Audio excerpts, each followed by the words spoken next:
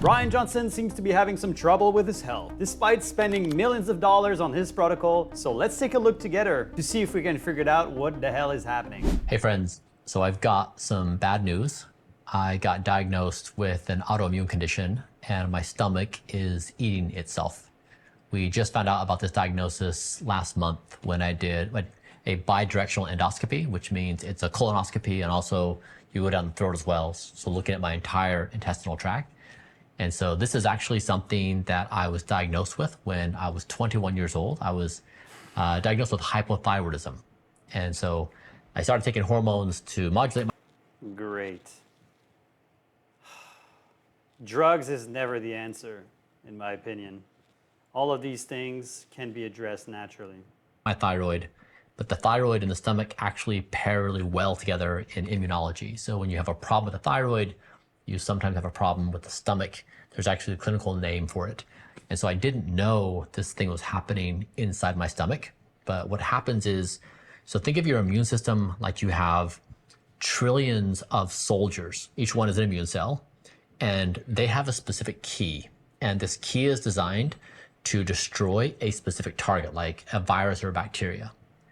Some of my immune cells, some of these warriors, went rogue. And instead of attacking a foreign threat, they started attacking my own stomach. And that's why this process is eating my stomach. And so what this does is it changes my stomach acidity.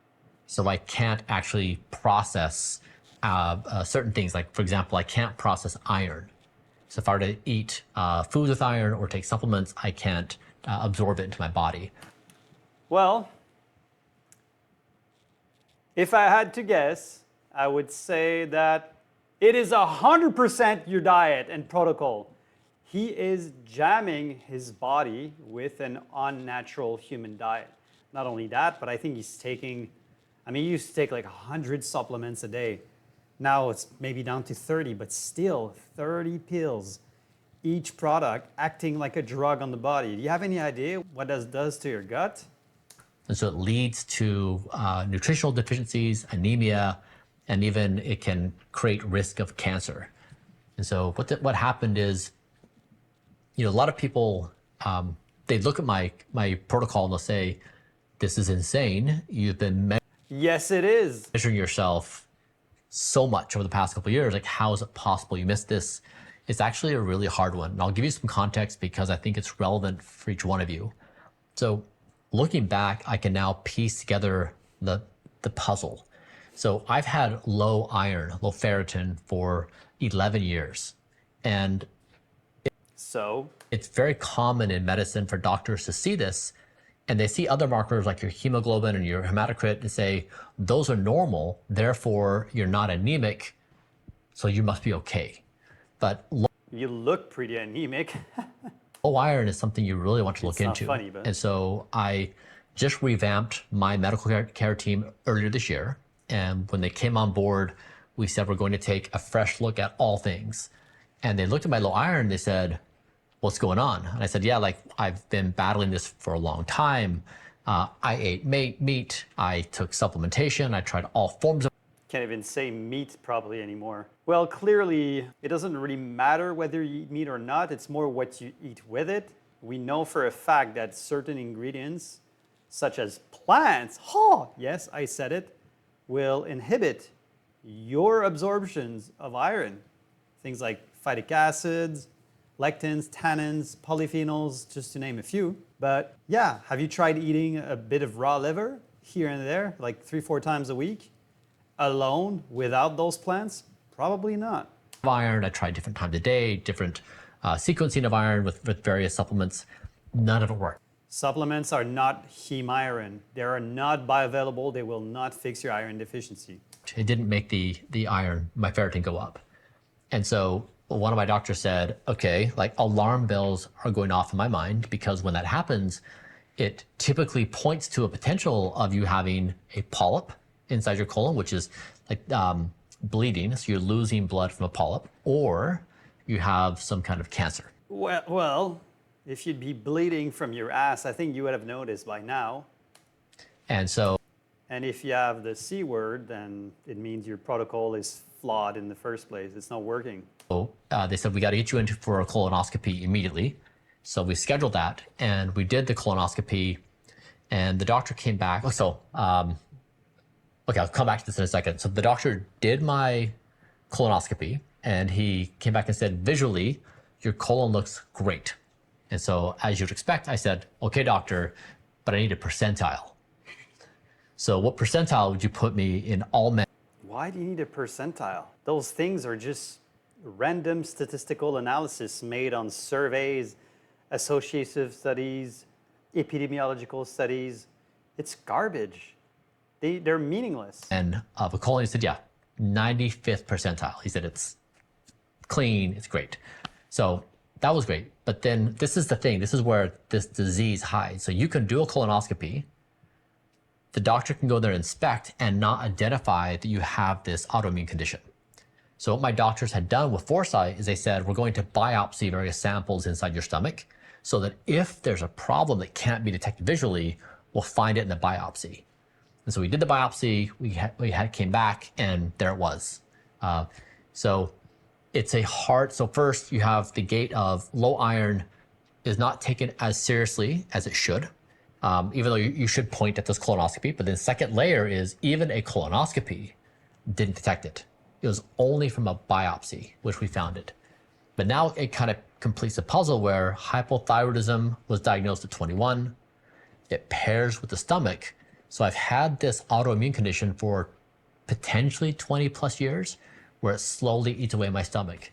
So I guess the good news is a lot of people think of getting a diagnosis is bad, which certainly like none of us want a diagnosis, but I kind of feel energized by this. I feel excited by the diagnosis because I would so much rather know now than I would find out down the road when it's like now. When it's, yeah, I get his point. It's better to know now than just suffering, but clearly whatever he's doing is far from what humans should be doing in the first place for health and longevity. I think it's just batshit insane. But yeah, let's see where this goes. It's creating cancer in your stomach. You know, I can do something about it. Knowing about it allows you to do things earlier. And so I'm very excited. So yes, my stomach is eating itself. And that's also what makes me excited about it, because up until this point, I think people, like when you get a diagnosis like this, the standard of care is, so sorry, you know, let's manage this so that it doesn't, you know, like as best we can. The standard of care doesn't give a fuck.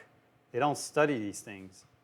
They make so much money off the drugs that they just don't give a shit. They just say, oh, well, you'll be stuck with it forever. Manage it, but really it's just you're conceding to the disease. No matter if it's fatal, you're just like, sorry, we can't do much about it. But now with our new tools of AI and biotech, we don't have to concede. The two things that is not going to save human health, AI and biotech. Well, the AI might take over human health, but it certainly is not going to save it. Anymore. You know, when I got the diagnosis, my first thought was, we're going to solve it. Like, we are absolutely going to solve this. Now, I think we already did. Through natural eating. You motherfucker ain't gonna solve that shit with your biotech and millions of dollars. In fact, your millions of dollars and data just get in the way of your fucking ego. If you only went and ate like natural human did, you would solve all your problems. I'm almost willing to bet, even if you went just on a meat-based diet, just eat red meat for 6 months. I actually commented on this video, I dare you to just eat red meat for 6 months and see what happens. The most anti-inflammatory ingredients for human beings. Red meat for 6 months, just try it out. Just put your fucking ego aside, put your data aside, and just go for it and see what happens. I'm willing to bet that it might surprise you. What do you guys think? Leave your comments down below. It has never been cured. There is no known cure. So it's a really good challenge for us as a team. But we did immediately. I had 1 million of my immune cells sequenced. So we went in, I did this massive blood draw. We did 1 million of my immune cells, and we look at each individual immune cell. It's actually an amazing technology. We have that ability to do it. And then we look at each of the immune cells key, and we say, who are you? And by doing this, we'll take that information, then we'll do a second biopsy. So I have to go under again. We'll do a live biopsy of my stomach. We'll take those cells and then match them to the data, and we say, who of you are the rogue immune cells attacking me? And once we have those signatures, we know who they are, we can then design solutions to say, we're gonna stop you from doing those attacks internally. In the meantime, I think. How are you going to stop them? By more drugs? If you stop your immune system, I know this is not a good idea. Suppressing your immunity. There's a reason why your immune system is attacking itself. I think is because of the plants you fucking eat. God damn it. There's so many variations of how plants can fuck with your gut. Some of them, they do molecular mimicry. Some of them enter your bloodstream undigested, and then the immune cell have to attack them. And some of them look like human tissue, so your immune system cannot differentiate whether it's a foreign body or your own body, so it attacks both at the same time. There's so many avenues that you can go where you can solve this naturally. Sorry, I'm getting a little worked up here. If you're interested in natural health and you like this kind of breakdown, consider subscribing. The response globally has been a lot of fun. I think there's a lot of people who are really concerned about my diagnosis, which I appreciate very much.